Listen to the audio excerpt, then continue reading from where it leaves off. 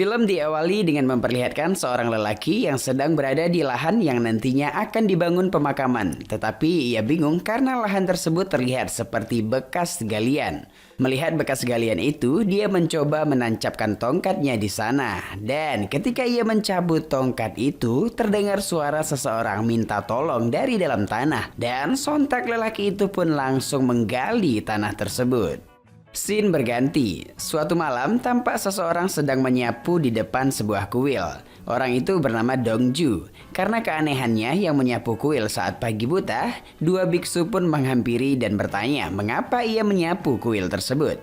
Dengan percaya diri, Dongju pun menjawab bahwa ia ingin menjaga kuil karena beberapa malam terakhir telah terjadi perampokan di kuil itu. Biksu yang percaya, mereka pun meninggalkan Dongju sendirian. Setelah dua biksu itu pergi, Dongju pun melancarkan aksinya sambil memakan pai coklat kesukaannya. Ternyata Dongju adalah seorang perampok makam yang jenius dan handal yang sedang menyamar menjadi biksu untuk merampok patung Buddha emas yang ada di menara kuil tersebut. Esok paginya di kuil, Kapten Wu sedang memeriksa kuil karena ada laporan perampokan. Kapten Wu pun menemukan bungkus pai coklat milik Dongju malam itu yang ternyata sama seperti bungkus pai coklat di kasus-kasus pencurian lainnya. Kapten Wu juga menanyakan perihal perampok tersebut kepada dua biksu yang menghampiri Dongju semalam. Namun dua biksu itu tidak mengingat lagi wajahnya. Di tempat lain, Dongju menemui beberapa penjual barang antik untuk menjual benda hasil curiannya tersebut. Namun, karena tidak menemukan harga dan tawaran yang pas, Dongju pun tidak jadi menjualnya dan membawanya pulang. Scene berpindah di suatu gedung dengan memperlihatkan Presiden Sanggil yang ditemani asistennya bernama Yun Se-hee sedang mencoba sistem pengamanan baru di tempat penyimpanan koleksi barang antiknya yang super mahal. Sistem keamanan tersebut sangatlah canggih karena hanya Presiden Sanggil yang bisa masuk ke dalam ruangan tersebut. Bahkan perancang sistem keamanan itu pun tidak dapat memasukinya karena menggunakan pemindaian identitas. Namun Presiden Sanggil memerintahkan asistennya Se-hee untuk menghabisi perancang tersebut karena ia khawatir perancang gedung itu membohonginya. Se-hee pun meminta bantuan Guanzi untuk melenyapkan perancang tersebut. Pada malam itu, Guanzi bersama anak buahnya menghabisi si perancang gedung di tepi danau. Keesokan paginya, Dongju dihadang oleh anak buah Guanzi, lalu dibawa ke markas untuk menemui Guanzi. Sesampainya di markas, Dongju memperlihatkan patung itu kepada Guanzi. Namun alih-alih melakukan penawaran yang baik, Dongju malah menyiram Guanzi dengan teh panas, yang membuat Dongju dikejar habis-habisan oleh anak buah Guanzi. Hingga ia terkepung dan Guanzi pun datang lalu menghajarnya. Untung saja Kapten Wu datang di waktu yang tepat dan menghentikan kejadian tersebut. Dongju mengatakan kepada Kapten Wu bahwa Guanzi telah mengambil barang miliknya dan menghajarnya. Lalu Kapten Wu meminta kantong plastik tersebut karena ia curiga barang itu adalah patung Buddha emas yang hilang di kuil kemarin. Namun ternyata setelah dibuka, isi plastik itu hanyalah patung Buddha biasa yang banyak diperjualbelikan di supermarket. Dengan santai kayak di pantai, Dongju pun pergi. Di sisi lain, ternyata seorang wanita yang tadi ditabrak Dongju saat kabur membawa patung Buddha emas yang asli. Wanita itu adalah adik angkat Dongju yang dengan sengaja menukar patung tersebut untuk menyelamatkannya dari kejaran Guanzi. Malam itu di rumah, saat Dongju asik cerita dengan adik dan ayah angkatnya, tiba-tiba ia mendapat telepon dari Guanzi yang mengajak untuk bertemu. Keesokan paginya, Dongju pergi menemui Guanzi dengan membawa patung Buddha emas yang asli. Ternyata Guanzi berniat untuk menjual patung Buddha emas itu kepada seseorang dengan menyewa Se-hee untuk mengecek keaslian patung Buddha emas itu. Namun saat dicek, Se-hee mengatakan patung Buddha emas itu palsu. Di luar gedung terlihat Se-hee sedang berbicara bersama Guanzi sambil nyebat. Dongju yang melihat menghampiri lalu menanyakan mengapa Se-hee mengatakan patung Buddha emas tersebut palsu. Yap, ternyata Se-hee berniat membeli patung Buddha emas itu dengan berdalih ingin melindungi warisan budaya. 주광철 대표님, 이번 일은 내가 조용히 넘어가 드릴게요. 분수시키세요. Di malam hari, saat berada di rumah, Hyeri adik Dongju mengatakan bahwa ia telah melubangi patung biksu emas dan memasukkan alat pelacak di patung itu. Mendengar hal itu, sontak saja membuat ayahnya marah. Namun berbeda dengan Dongju, ia justru senang dengan hal itu dan sepertinya memiliki rencana baru. Apakah itu? Keesokan harinya, Dongju menemui Sehi karena ia ingin menjual patung Buddha emas yang ia miliki. Sehi membawa Dongju ke suatu tempat untuk melakukan transaksi penjualan patung itu. Sesampainya di sebuah kasino, Sehi membawa Dongju masuk dan langsung membayar patung Buddha emas tersebut dengan chip yang dapat ditukarkan dengan uang. Namun belum sempat menukarkan chip tersebut dengan uang, Dongju malah menggunakannya untuk berjudi di kasino tersebut. Dan alhasil, Dongju pun kalah serta kehilangan semua chipnya. Karena tidak memiliki uang lagi, Dongju meminta Sehi untuk mengantarnya pulang. Namun, Sehi mengajak Dongju makan di sebuah restoran. Di saat makan, Sehi mengatakan bahwa ia bisa mewujudkan impian Dongju untuk membeli rumah jika ia bersedia bekerja sama dengan Sehi. Yap, tugas Dongju adalah mencuri barang-barang antik di tempat bersejarah. Setelah melihat detail tempat-tempat bersejarah yang ada di mobil, ia pun sepakat untuk agenda kerjasama. Esoknya, Dongju dan Hyeri menemui seorang penjual oleh-oleh yang ditunjuk oleh Sehi di pinggir jalan.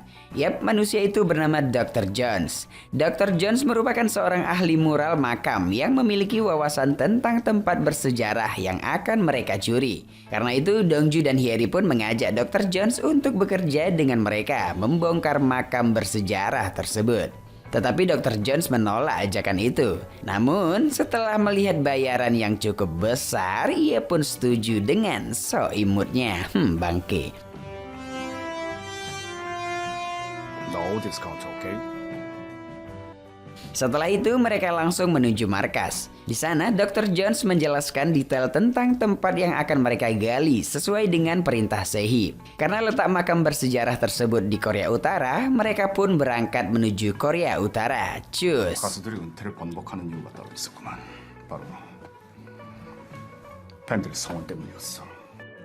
Setibanya di bandara Korea Utara, mereka langsung bertemu dengan pemandu wisata lokal yang telah ditunjuk oleh Sehi. Malam harinya, mereka bertiga sampai di makam bersejarah tersebut. Makam bersejarah itu dipagari dan dijaga dengan pengamanan yang ketat.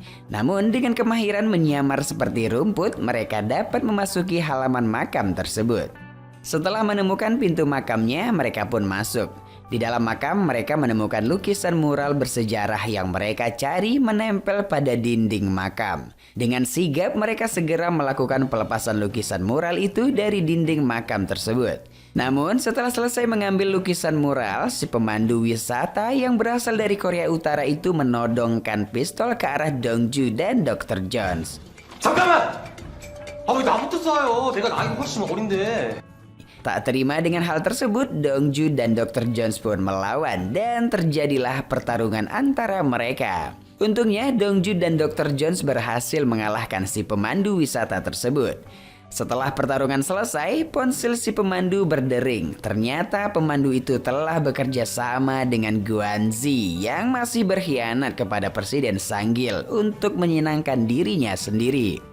Singkat cerita, mereka pun tiba di Korea Selatan dan disambut oleh Sehi dan Guanzi. Tentu saja keberhasilan Dongju membawa lukisan mural itu tidak disukai oleh Guanzi karena ia menginginkan lukisan mural tersebut.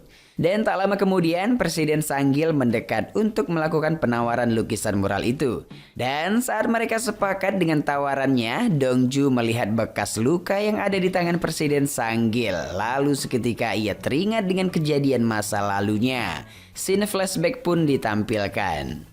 Saat Dongju kecil mencari harta karun di sebuah makam bersama ayah kandungnya, ada seorang lelaki yang menghabisi ayahnya hingga tewas dan mengambil barang antik dari makam yang mereka dapatkan dan menggantinya dengan sebuah pai coklat. Lalu lelaki itu mengubur Dongju bersama mayat ayahnya di dalam makam tersebut.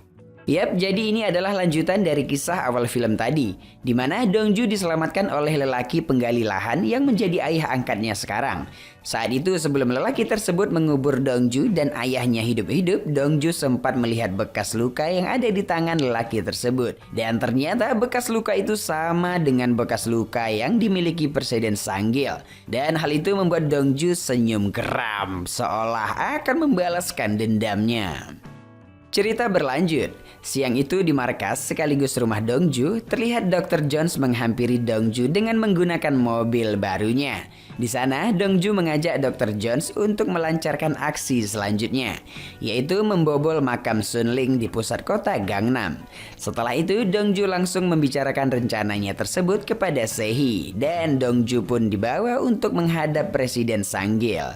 Pada awalnya, Presiden tidak mempercayai perkataan Dongju karena yang tertulis dalam sejarahnya, pedang Chuan Yudao itu telah hancur dan tidak ada lagi di dalam makam Sun Ling. Tetapi Dongju mencoba meyakinkan Presiden Sanggil dengan bukti yang ia bawa, yaitu sebuah doktrin yang diperiksa oleh asisten Presiden Sanggil.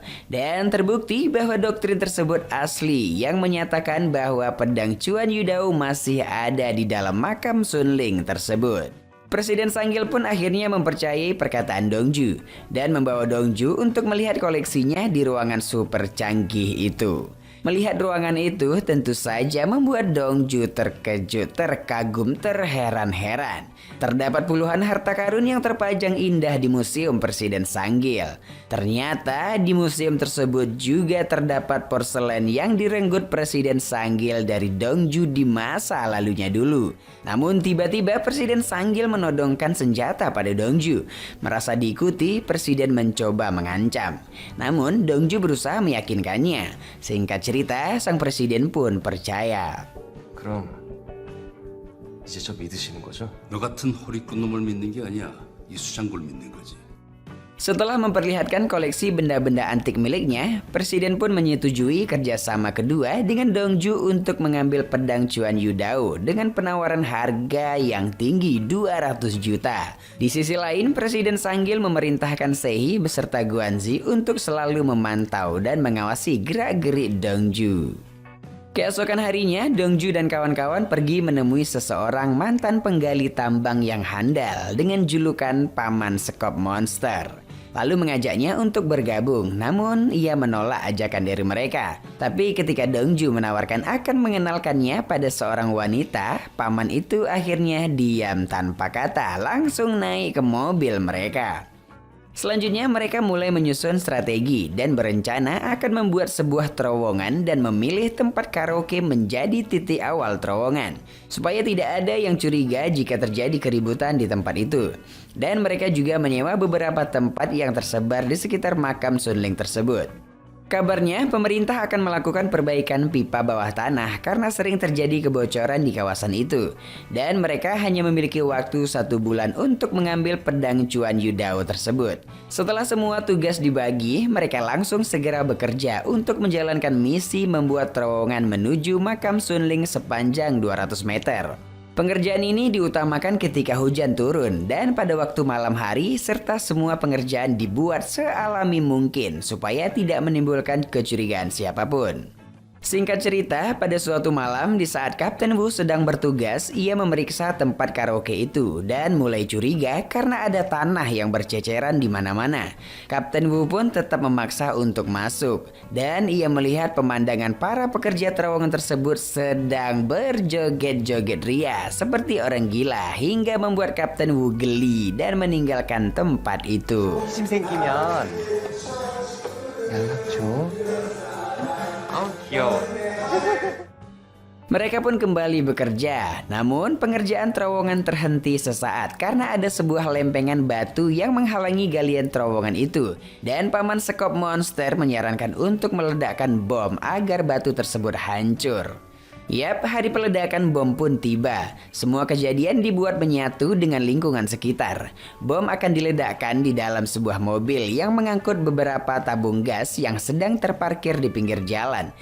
Namun sayangnya ketika beberapa saat sebelum peledakan bom, terlihat Dongju sedang menyelamatkan seekor anjing yang berada di samping mobil pengangkut gas tersebut. Dan hal itu pun terekam oleh CCTV hingga saat Kapten Wu melakukan penyelidikan terhadap peledakan itu, ia melihat Dongju yang menyelamatkan anjing itu seakan tahu bahwa gas itu akan meledak.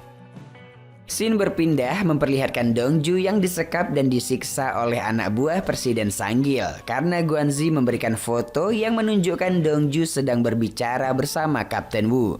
Presiden mengira Dongju bekerja sama dengan Kapten Wu, tetapi Dongju telah terlebih dahulu mengatakan bahwa Guanzi lah yang berkhianat dan melaporkan Presiden Sanggil kepada Kapten Wu. Berusaha meyakinkan, Dongju memperlihatkan bukti rekaman pembicaraan Guanzi dan Kapten Wu yang ada di ponselnya hingga membuat Presiden Sanggil marah dan menghajar Guanzi. Setelah kejadian itu, Dongju dan timnya kembali melanjutkan misi pencurian pedang Chuan Yudao di makam Sunling. Dongju mengeluarkan alat pemantau dari terowongan untuk melihat keadaan penjaga di sekitar makam tersebut. Ternyata makam tersebut dijaga ketat oleh penjaga yang selalu berpatroli siang dan malam. Dan hal itu mustahil bagi Dongju untuk melakukan penghancuran dinding makam yang tebal tersebut. Karenanya Dongju harus memikirkan rencana baru untuk dapat menghancurkan dinding beton perlindung makam Sunling itu. Di sisi lain, sang presiden sedang dipijat oleh Sehi. Di sana Sehi memiliki maksud lain. Yap, dia mengambil gambar kunci museum barang antik milik Presiden Sanggil untuk menduplikatnya. Hari berikutnya, hujan pun turun dengan lebat beserta petir yang kuat membuat Dongju dapat melancarkan aksinya untuk menghancurkan dinding makam tersebut. Sementara itu, Sehi pergi menemui si perancang museum yang dulu ingin dilenyapkan oleh Presiden Sanggil. Ternyata si perancang museum tersebut tidak mati karena ia diselamatkan oleh anak buah Sehi. Dalam pertemuan mereka itu, si perancang museum tersebut memberikan iris mata dan sidik jari Presiden Sanggil kepada Sehi agar ia dapat mengakses museum presiden tersebut. Licik sekali ya bung. Di tempat lain, Dongju dan timnya telah berhasil mencapai makam dan selanjutnya akan menghancurkan beton pelindung makam menggunakan larutan kapur. Dan hal itu disaksikan langsung oleh Presiden Sanggil. Hingga pada saat pedang tersebut mulai terlihat, sang presiden pun terlihat sangat senang. Namun di luar dugaan, Presiden Sanggil memerintah Guanzi untuk membunuh Dongju beserta timnya setelah mereka keluar membawa pedang itu. Tanpa berpikir panjang, Guanzi pun memasuki terowongan lalu membuka saluran air dan ia pun langsung menghajar mereka. Untung saja Dongju dan Dr. Jones berhasil keluar dan meninggalkan Guanzi yang tertimbun oleh reruntuhan dinding terowongan. Karena terowongan sudah hancur, Dongju mengatakan kepada presiden bahwa mereka akan melanjutkan penggalian menuju makam dari atas. Sebelum melakukan penggalian, mereka terlebih dahulu membuat kekacauan di pusat kota agar perhatian orang-orang teralihkan dan mereka menyamar sebagai tim restorasi yang akan memperbaiki saluran pipa yang ada di dalam makam. Dan akhirnya mereka pun berhasil memasuki makam itu. Sesampainya di makam, mereka langsung menggali hingga peti pedang tersebut terlihat. Dan Dongju meminta Presiden Sanggil untuk turun ke lubang galian dan membuka sendiri peti pedang tersebut. Setelah Presiden turun dan membuka peti pedang itu, alangkah terkejutnya sang Presiden. Ternyata pedang itu tidak ada di dalam peti, sehingga sang Presiden pun marah lalu menodongkan pistolnya ke arah Dongju. Di sana Dongju bercerita bahwa ia adalah sosok anak kecil yang dulu pernah dikubur hidup-hidup bersama mayat ayahnya oleh Presiden Sanggil. Dongju juga menunjukkan foto museum barang antik milik Presiden yang telah berhasil dibobolnya bersama timnya. Di sisi lain, di saat Sehi telah berhasil membuka museum Presiden Sanggil, dia terkejut karena museum itu telah kosong dan ternyata Dongju telah dulu membobol ruangan tersebut. Wow, gimana caranya tuh? Sementara di dalam lubang makam Sunling, Dongju berniat membalaskan dendamnya kepada Presiden Sanggil dan ia meninggalkan presiden itu di dalam lubang dengan memberinya sebuah pai coklat sebelum ia mengubur sang presiden. Sama seperti yang dilakukan presiden kepada Dongju dan ayahnya dulu. Scene pindah pada gedung aset budaya. Di depan gedung itu terdapat truk kontainer yang berisi warisan-warisan budaya yang berasal dari Museum Presiden Sanggil. Ternyata selama ini Dongju bekerja sama dengan Kapten Wu untuk menjebak Presiden Sanggil dan mengembalikan warisan budaya yang hilang. 수장고에 골동품만 있는 게 아니라 Kini berita ramai membicarakan ditemukannya seseorang di peti makam Chenzong dan itu merupakan Presiden Sanggil. Dan film pun diakhiri dengan memperlihatkan Dongju bersama keluarga dan timnya berangkat ke Jepang untuk mencari benda pusaka baru. Yap, cerita pun selesai.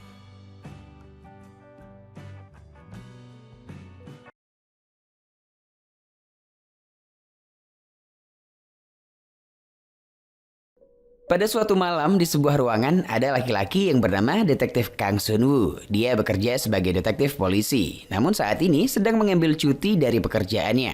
Selama cuti, ia bekerja dengan membuka biro konsultasi untuk perselingkuhan. Di sini ia ditemani oleh asistennya yang sangat culun bernama Guntoro. Saat ini, Detektif Kang sedang menangani 2 orang klien wanita dan pria. Di sana, Detektif Kang memberikan bukti yaitu berupa rekaman antara suami bersama perempuan dan istri bersama pria. Tiba-tiba 2 orang klien itu membentak dan merasa marah. Lalu kemudian mereka ingin agar segera pasangan mereka digerebek.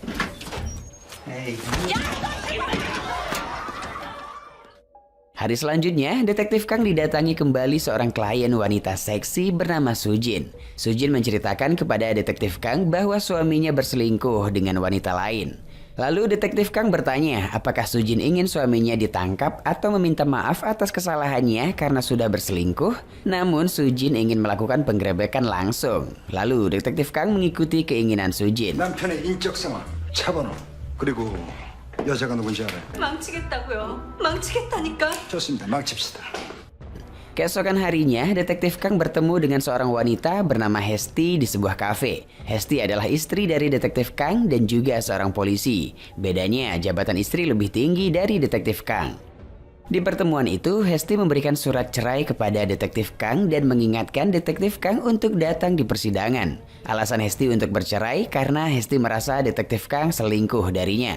Namun, Detektif Kang menolak perceraian karena dia merasa tidak berselingkuh. Sang istri tidak menghiraukan Detektif Kang dan bergegas pergi. Di sisi lain, sang istri tidak mengetahui pekerjaan suami di saat cuti sebagai konsultasi perselingkuhan. Di hari selanjutnya, Detektif Kang mulai menjalankan tugas dari kliennya yang bernama Sujin untuk menggerebek suaminya bernama Nurman.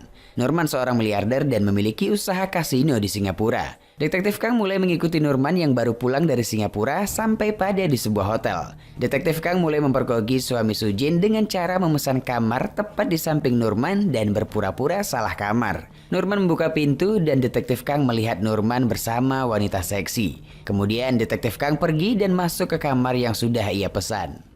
Detektif Kang mulai menghubungi Sujin untuk datang menemuinya di hotel. Tidak lama kemudian, Sujin datang. Tetapi Detektif Kang merasa aneh karena Sujin tidak membawa anggota keluarga lainnya dan bertanya kepada Sujin di mana keluarga lainnya. Namun Sujin menjawab bahwa dia bisa melakukannya sendiri. Kebingungan itu semakin membuat Detektif Kang merasa aneh karena di saat Detektif Kang menyuruhnya mengeluarkan kamera, namun Sujin malah mengajak Detektif Kang untuk minum bersama dan menggodanya. Di saat itu juga Detektif Kang sudah tidak bisa menahan lagi sehingga mereka melakukan layaknya sebagai pasangan suami dan istri. Setelah kejadian itu, Detektif Kang kaget karena melihat darah di sampingnya dan Sujin sudah meninggal. Tidak lama kemudian, tiba-tiba Detektif Kang mendengar suara teriakan wanita di kamar Nurman. Kemudian Detektif Kang mulai melihat ke dalam kamar, ternyata Nurman juga sudah meninggal dengan tumpahan darah. Detektif Kang merasa kaget dan ia bertanya kepada wanita yang bersama Nurman. Wanita itu juga bernama Sujin dan namanya sama dengan kliennya. Kemudian Detektif Kang memeriksa identitas wanita itu dan ternyata wanita itu berkata benar, dia adalah istri sahnya Nurman. Detektif Kang benar-benar merasa kaget dan bertanya-tanya siapa wanita bernama Sujin yang sebenarnya. Detektif Kang mulai bertanya kepada Sujin, istri sah dari Nurman, siapa yang melakukan pembunuhan ini. Namun istri sah Nurman menjawab, ia melihat suaminya bertumpahan darah sejak ia keluar dari kamar mandi. Detektif Kang mulai merasa sangat bingung. Pekerjaannya untuk konsultasi perselingkuhan tapi malah menjadi kasus pembunuhan. Detektif Kang mulai menjelaskan kepada istri sahnya Nurman bahwa di sebelah juga ada wanita yang bernama sama dengannya. 남편 죽인 범인을 못 봤다 이거네. 내가 시키는 대로 해야 돼요. 알았어요? Kemudian detektif Kang pergi memeriksa CCTV, namun CCTV di sana mati. Ia pun mencari security, namun tidak ada. Detektif Kang pun berkata kepada Sujin, istri sahnya Nurman, ini adalah pembunuhan berencana dan kita akan terjebak dalam pembunuhan ini. Untuk itu, detektif Kang meminta Sujin mengikuti perkataannya. Detektif Kang mulai merencanakan untuk menghilangkan kejadian pembunuhan dengan meminta bantuan kepada asistennya. Kemudian pembersihan itu dilakukan dengan memasukkan mayat ke dalam kantong plastik dan dibawa ke mobil milik Nurman untuk dibawa kabur. Setelah selesai, detektif Kang menyuruh asistennya membuang jauh mobil Nurman. Keesokan harinya, detektif Kang pergi menuju kediaman Sujin yang sudah meninggal. Di sana, ia melihat foto Sujin dengan kekasihnya. Namun di sana ada beberapa bukti foto kejadian pembunuhan itu.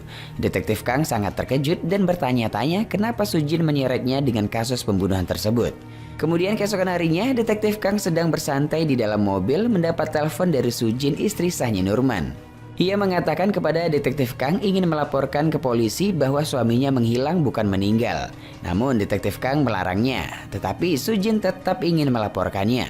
Tentu saja itu membuat detektif Kang sangat kesal. Setelah Sujin melaporkan kasus menghilang suaminya, ia didatangi dua orang detektif polisi di rumah Sujin. Mereka bernama Detektif Sopo dan Detektif Jarwo. Di saat mereka sedang membahas kasus yang dilaporkan Sujin, tiba-tiba detektif Kang datang. Sujin sangat kaget, dia juga baru mengetahui bahwa detektif Kang adalah seorang detektif polisi juga. Di hari itu, detektif Kang mulai bertugas sebagai detektif polisi setelah cuti 2 tahun. Melihat kedatangan detektif Kang, Sujin membatalkan laporannya. 제가 좀 민감했나 봐요. 좀 전까지 무슨 일이 있는 것처럼 말씀하셨잖아요. 남편이 연락이 안 된다면서 울면서 신고까지 하셨으면서. Di lain cerita, detektif Kang berada di kantor polisi. Di sana, ia bertemu dengan istrinya yang merupakan atasannya. Pertemuan itu, istrinya minta cerai lagi. Namun detektif Kang mengabaikannya karena ia tidak mau bercerai. Tidak lama kemudian, Sujin mendatangi detektif Kang di kantor polisi. Ia mengatakan bahwa mobil suaminya sudah ditemukan. Ia langsung membuat laporan bahwa suaminya menghilang, meskipun laporannya palsu. Karena dia tidak bisa mengatakan kejadian yang sebenarnya, ia takut menjadi tersangka. Dan ia juga memberitahu bahwa suaminya berselingkuh. Detektif Kang yang berada di sana hanya diam dengan wajah cemas. Selanjutnya, penyelidikan menghilangnya suami Sujin segera diproses. Setelah itu, polisi menemukan nama Sujin ada 2 orang. Menurut detektif polisi, Sujin satunya adalah selingkuhan Nurman dan menemukan nomor yang tidak terdaftar.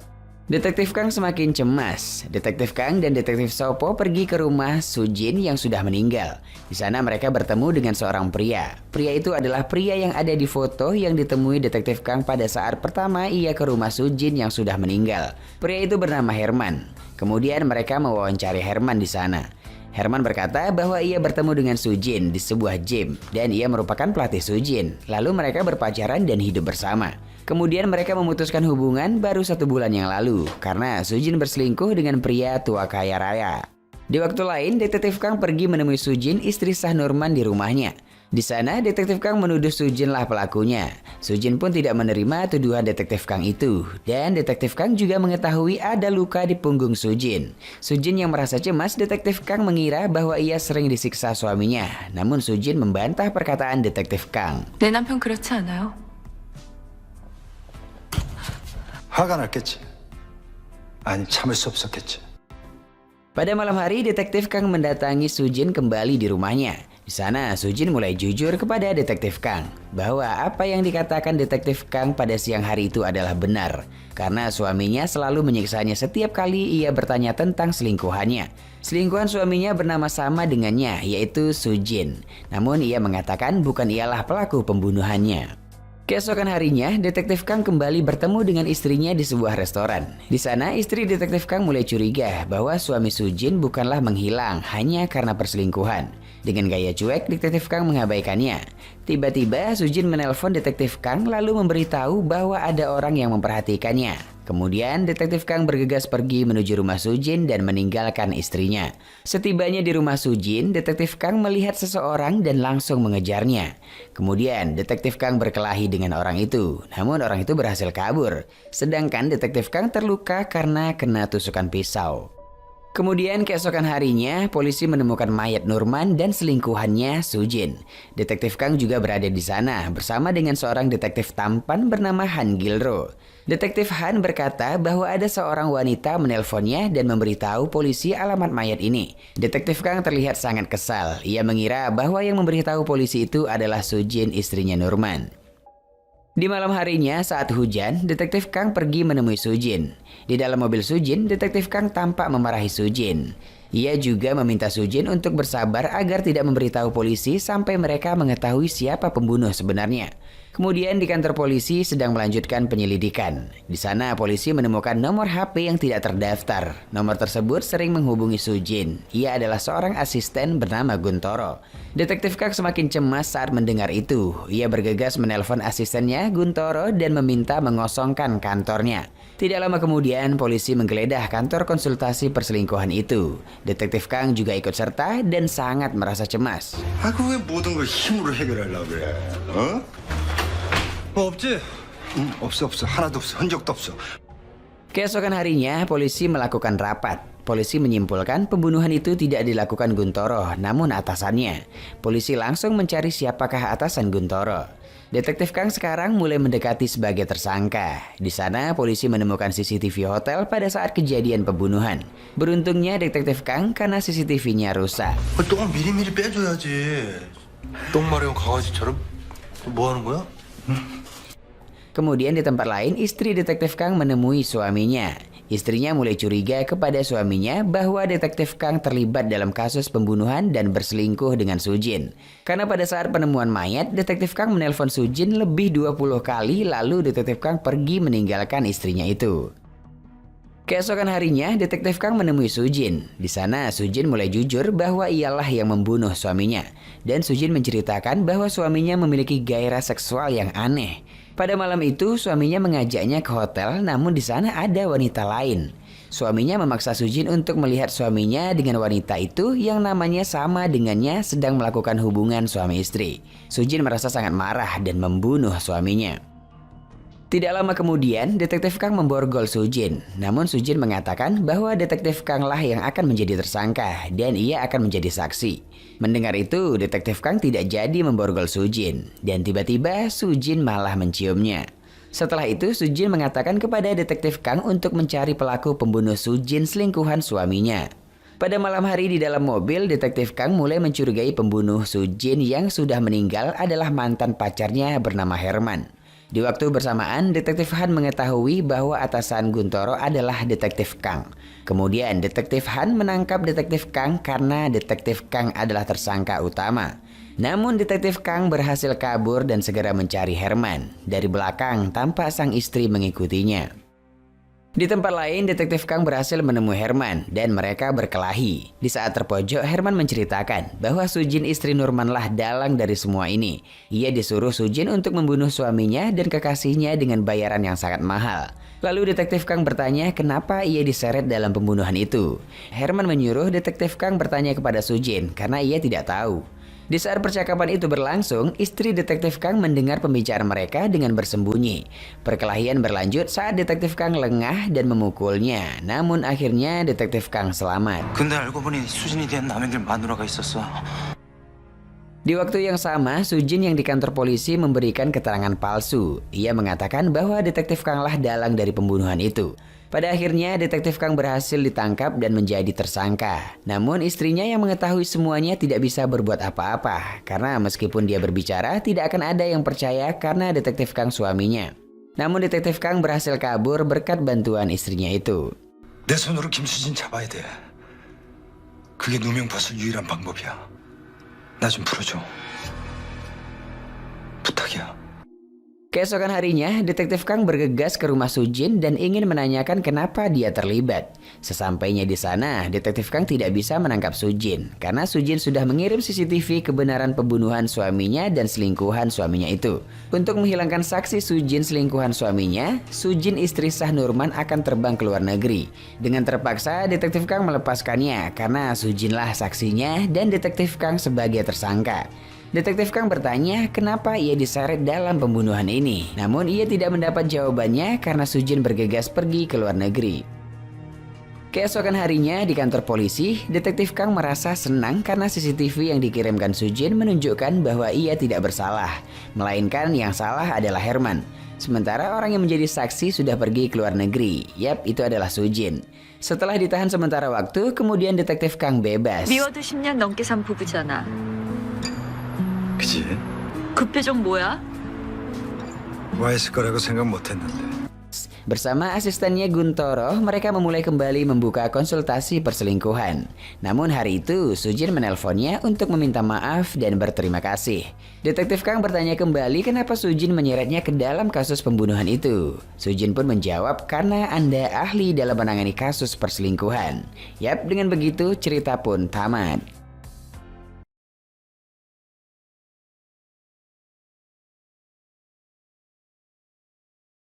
Film dibuka dengan pastor gereja bernama Sang Hyun selalu mendampingi jemaatnya yang sedang mengalami kesusahan. Ia mendoakan dan mendengarkan pengakuan dosa dari jemaatnya agar mendapat ampunan dari Tuhan. Suatu pagi, Pastor Sang Hyun meminta izin kepada kepala pastor untuk pergi ke laboratorium Emmanuel di Afrika. Ia ingin berpartisipasi dalam penelitian yang akan menyelamatkan banyak orang. 에마누엘 연구소 갈 수 있게. 야야, 잡담 그만하고 사적영 드리자.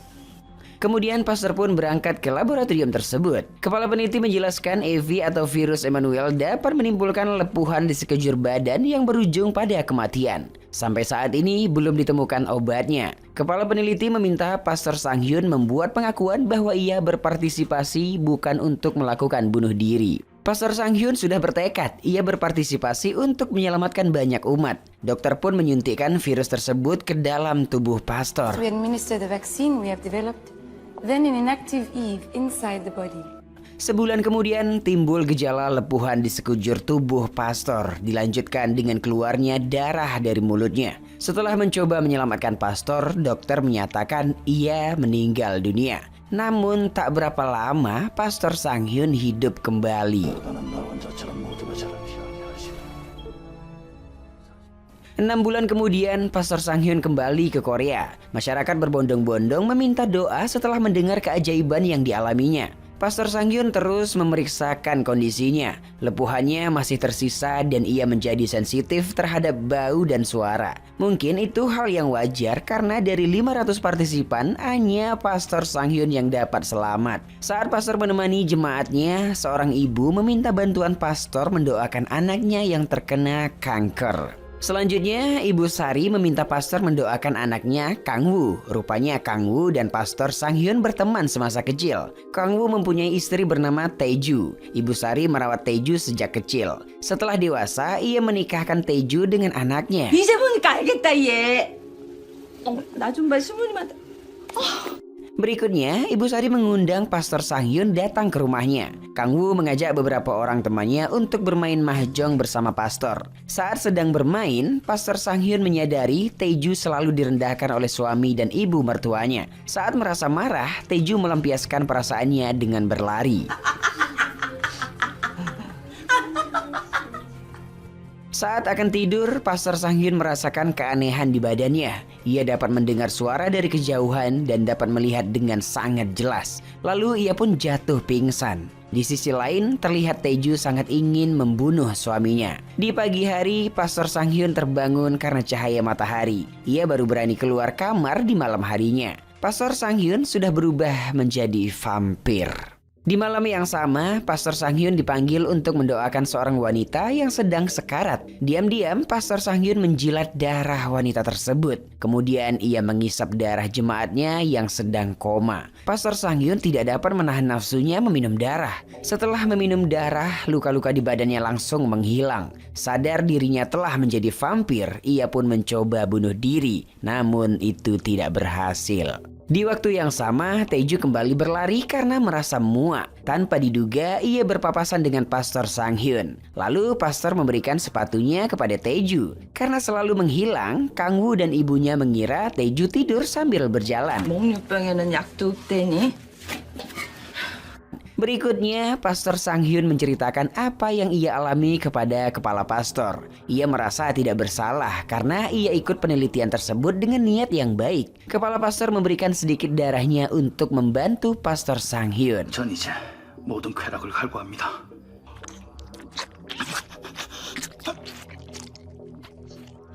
Keesokan malamnya, Pastor Sang-hyun datang kembali ke rumah Kang Woo. Saat Taeju keluar ke toko baju, pastor langsung menyusulnya. Mereka saling tertarik satu dengan yang lainnya. Pastor mencoba melawan nafsunya, namun nafsu tersebut sudah tidak dapat dipendam lagi. Setelah berhubungan, mereka kembali ke dalam rumah. Taeju langsung dimarahi karena tidak bisa melayani suaminya. Lalu Pastor Sang-hyun memberi isyarat mengajak Taeju bertemu hari Minggu di rumah sakit. 재밌어 보여서 만지니까 흥분이 되네. Pagi harinya, Taeju meminta izin kepada ibu mertuanya untuk menjadi sukarelawan membantu di rumah sakit. Sesuai janji, di hari Minggu, Taeju datang ke rumah sakit menemui Pastor Sang-hyun. Dan tak lama mereka pun berhubungan. Setelah berhubungan, Pastor Sang-hyun menunjukkan kelainannya kepada Taeju. Melihat itu, Taeju langsung lari ketakutan. Berikutnya, tanpa ada yang melihat, pastor menyusul Taeju di rumahnya. Pastor berkata ia tidak membunuh orang. Si Fulan sedang koma sudah menawarkan darahnya untuk orang yang membutuhkan. Pastor Sang-hyun tahu Taeju suka dengan dirinya. Ia ingin membawa Taeju kabur bersamanya. Akan tetapi seseorang memanggil Taeju dan pastor pun melarikan diri. Malam berikutnya, saat Pastor Sang-hyun mengambil darah si Fulan, Taeju datang menelponnya. Taeju tertarik menjadi seorang vampir. Lalu pastor menunjukkan kemampuan yang ia dapatkan kepada Taeju. 여기서 뛰어내릴 수 있어요? 준비됐어요. Saat mengantar Taeju pulang, pastor menjadi marah melihat bekas luka di badan Taeju. Taeju bercerita selama ini ia hidup seperti anjing. Ia terpaksa melayani suaminya yang bodoh. Pastor berkata ia akan membunuh Kang Woo dan ibunya. 내가 강우를 아까 그 동전처럼 만들어줄 거야.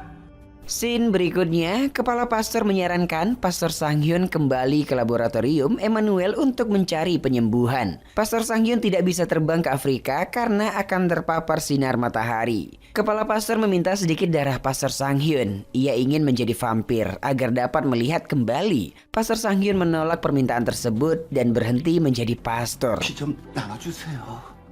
뱀파이어 피가 이부도 몰아냈다며.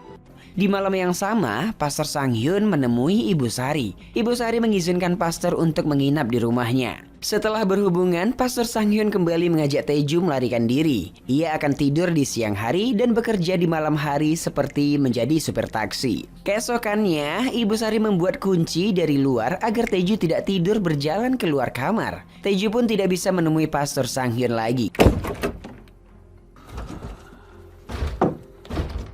Rupanya Taeju sengaja membuat luka di pahanya agar dilihat oleh Pastor Sang-hyun. Melihat luka itu, pastor langsung berencana membunuh Kang Woo. Beberapa hari kemudian, Pastor Taeju dan Kang Woo pergi memancing bersama. Di tengah danau, Pastor Sang-hyun menarik Kang Woo tenggelam bersamanya. Untuk mengelabui polisi, Taeju berpura-pura tenggelam bersama Kang Woo. 빨리 얘기해. 진짜 죽여? 건져내면 살릴 수 있어. 물론이지, 바보야.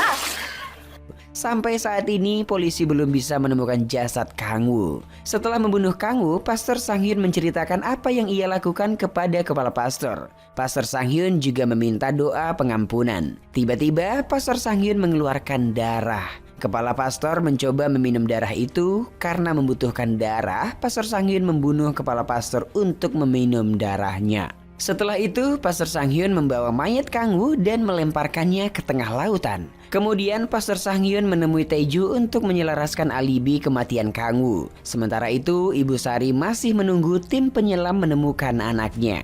Beberapa waktu kemudian, Ibu Sari mengadakan acara pemakaman walaupun mayat anaknya belum ditemukan. Karena sangat kehilangan anaknya, Ibu Sari terkena serangan stroke. Karena Ibu Sari dirawat di rumah sakit, Pastor dan Taeju pun bebas berhubungan badan di rumah.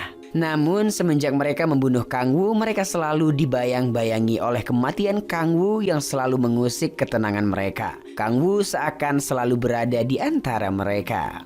Cerita berlanjut, teman Kang Wu yang bernama Jamal mengundang Taeju ke rumah. Rupanya Jamal mengundang Taeju untuk mengajak berhubungan. Malamnya Pastor Sang Hyun bersedih karena menyadari Taeju berhubungan dengan pria lain. Suatu malam Taeju dan Pastor merayakan ulang tahun Ibu Sari. Ibu Sari yang kena stroke hanya bisa terdiam melihat kemesraan mereka. Tanpa sadar Taeju berkata bahwa Kang Wu tidak pernah memukulnya. Pastor Sang Hyun merasa dibohongi. Ia membunuh Kang Wu karena mengira Kang Wu selalu melukai Taeju.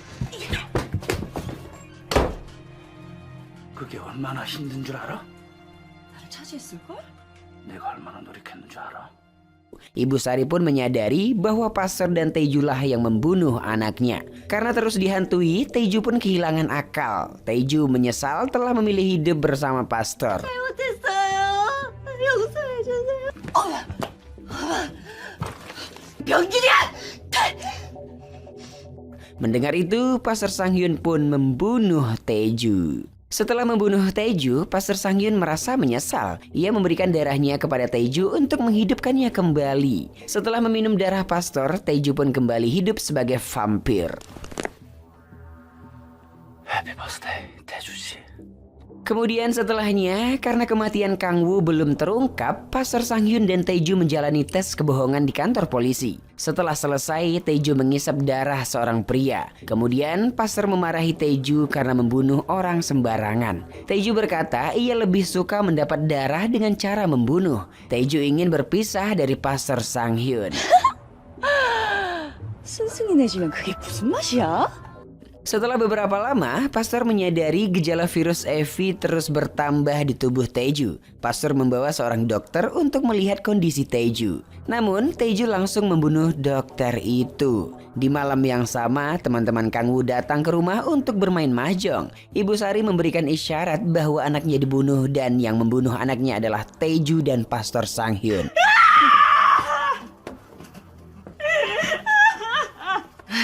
인간들아. Lalu karena kejahatannya telah terbongkar, Taeju pun membunuh semua teman-teman Kang Wu. 죽어서 그래. 심장이 펌핑을 안 해주니까.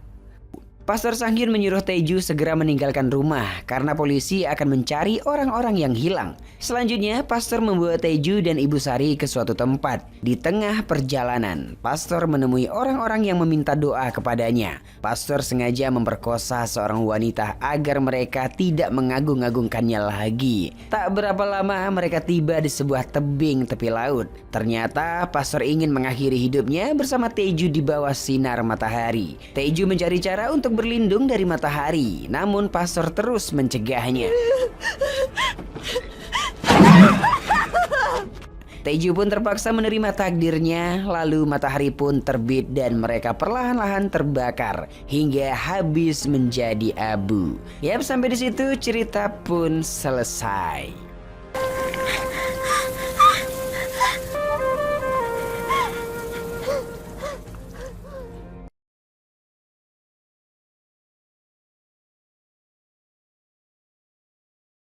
Kisah ini dimulai dengan narasi seorang wanita bernama Haewon, seorang gadis sebatang kara yang mandiri, kuat, dan berani, namun sebenarnya sangat rapuh dari dalam.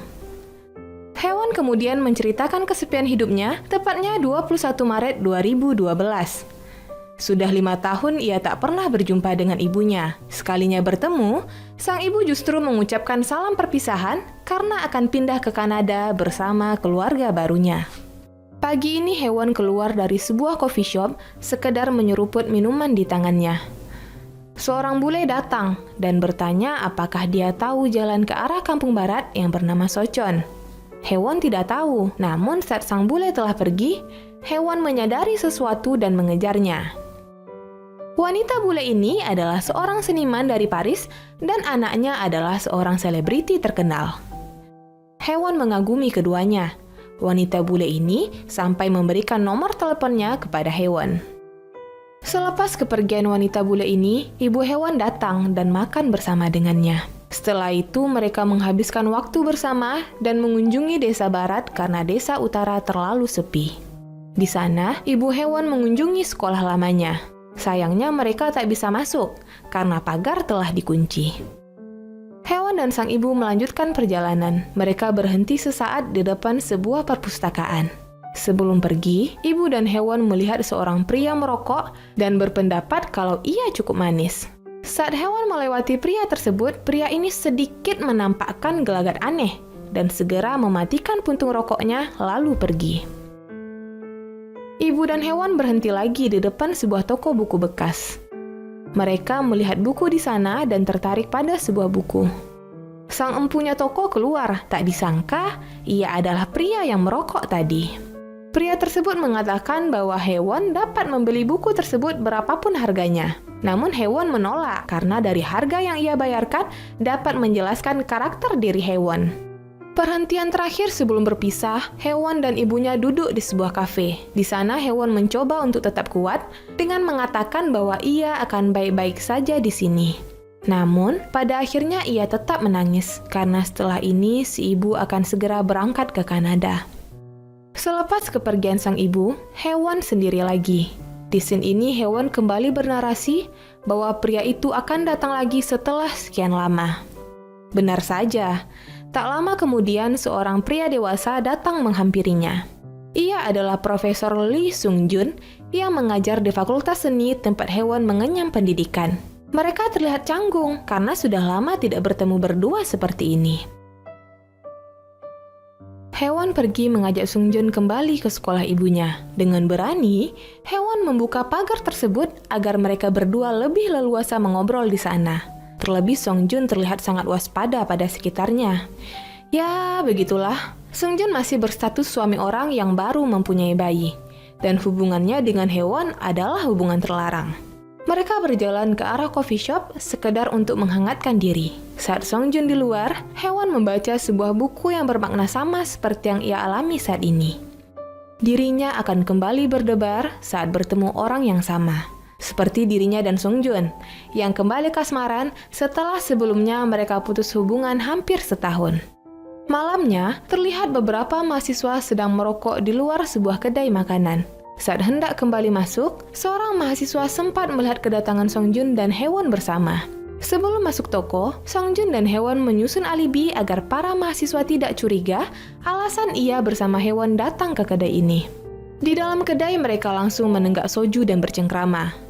Mahasiswa Sung-jun kecuali Hewon memiliki watak bermuka dua.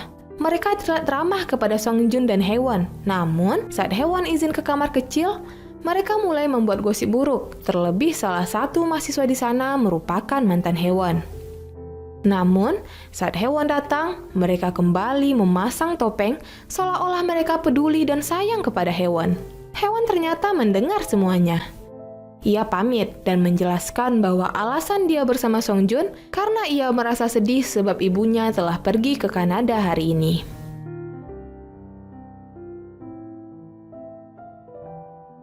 Esoknya Hewon kembali bernarasi sambil menulis di buku hariannya. 25 Maret 2012. Sung-jun menghubungi Hewon dan mengajaknya untuk bertemu di stasiun Sinsa menuju ke Benteng Namhan. Setelah sampai di Benteng Namhan, Sung-jun dan Hewon pergi mendaki mengitari seluruh benteng tersebut. Di sini terlihat Sung-jun berupaya menghibur Hewon yang sedih dengan menjadi teman cerita yang baik. Namun, saat mereka berhenti beristirahat, Sung-jun menunjukkan sebuah surat pengunduran dirinya sebagai profesor kepada Hewon. Sung-jun berkata bahwa ini hanyalah rencana, karena ia merasa bersalah pada keluarganya dengan penghasilannya yang kecil, serta pada Hewon karena harus menjalani hubungan sembunyi-sembunyi. Hewon pun melarang dan meminta Sung-jun untuk memikirkan masa depan bayinya nanti. Mereka kembali berjalan dan berhenti di sebuah kuil. Di sana Sung-jun memperdengarkan sebuah musik agar mereka lebih santai. Sung-jun kembali memperingatkan bahwa mereka harus berhati-hati agar tidak ada yang tahu tentang hubungan mereka. Namun Hewon menyangkal bahwa tidak ada yang namanya rahasia di dunia ini. Sebelum pulang, Sung-jun dan Hewon terlibat pertengkaran. Sung-jun marah karena saat mereka putus, Hewon sempat berpacaran dengan mahasiswanya yang bernama Jae-hong dan pernah tidur bersama.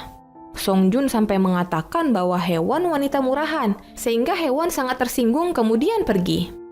Selepas kepergian Haewon, Song Joon masih duduk di kawasan benteng. Seorang pria datang menghampirinya. Ia menasihati Song Joon agar tetap bersama pasangannya.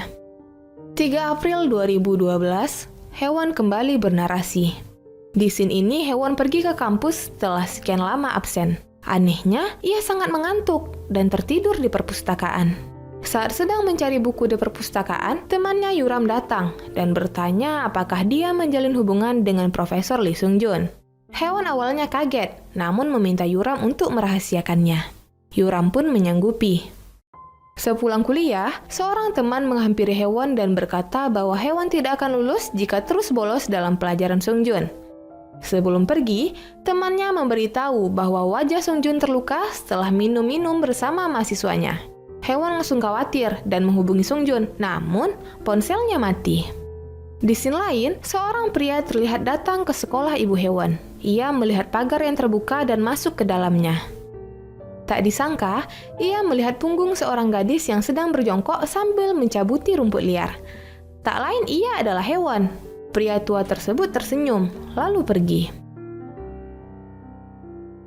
Di sisi lain, Haewon yang sudah mulai bosan pergi menuju toko buku bekas yang ia kunjungi bersama ibunya beberapa waktu yang lalu. Saat sedang membaca, seorang pria tua keluar. Ia adalah pria yang melihat Haewon tadi. Ia menawarkan untuk membeli buku yang Haewon pegang, kemudian dengan ramah mengajak Haewon untuk minum kopi bersamanya di dalam kedai tersebut. Di dalam kedai, pria ini bercerita bahwa ia adalah seorang profesor serta penulis dari Amerika. Ia sedang mengunjungi Korea tanah kelahirannya, selain untuk mencari inspirasi, juga mencari calon istri karena ia baru bercerai. Pria ini merasa Haewon adalah jodoh yang baik, karena ia langsung bisa menebak karakter Haewon. Haewon tak menjawab, ia hanya tersenyum dan mengalihkan topik pembicaraan. Setelah perpisahannya dengan pria tua tersebut, ia mengunjungi benteng Namhan karena Yeonju akan datang menemuinya bersama kekasihnya. Yeonju adalah sahabat Haewon, dan ia lebih gila daripada Haewon. Yeonju telah berpacaran dengan suami orang selama lebih dari 7 tahun. Gila pelakor.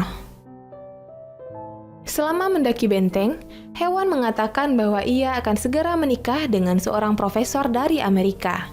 Pria yang tadi ia temui. Haewon merasa cocok bicara dengannya. Saat mereka kembali mendaki ke puncak, telepon Haewon berdering.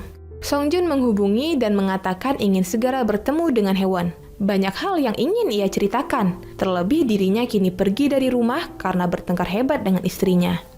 Song Joon memberitahu bahwa dia memiliki hubungan spesial dengan Haewon saat ia mabuk berat pada istrinya.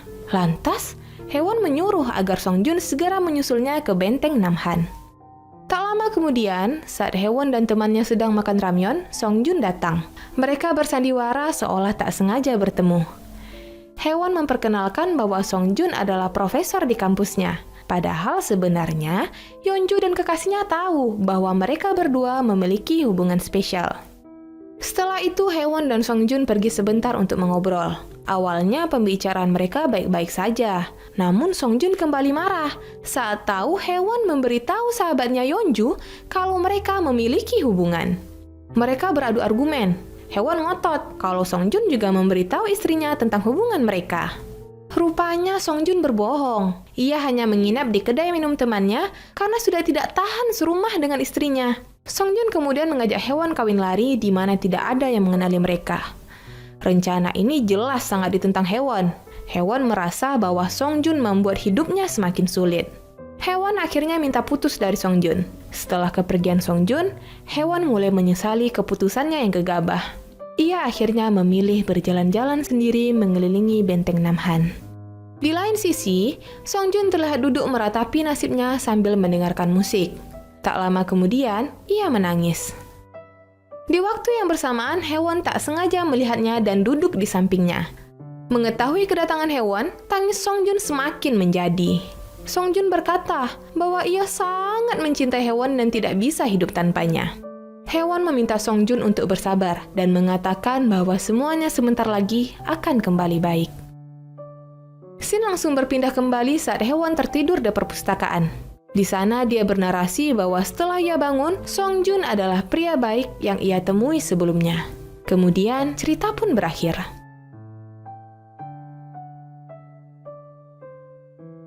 Mungkin kalian bingung nih dengan alur film ini. Film ini sebenarnya menggambarkan kehidupan sederhana seorang hewan dengan konflik yang biasa kita temui sehari-hari. Film ini menjelaskan bagaimana kuat dan tegarnya menjadi seorang hewan. Kemudian ia tersadar bahwa semua kesulitan itu adalah mimpi yang nantinya akan usai saat ia terbangun atau bangkit kembali.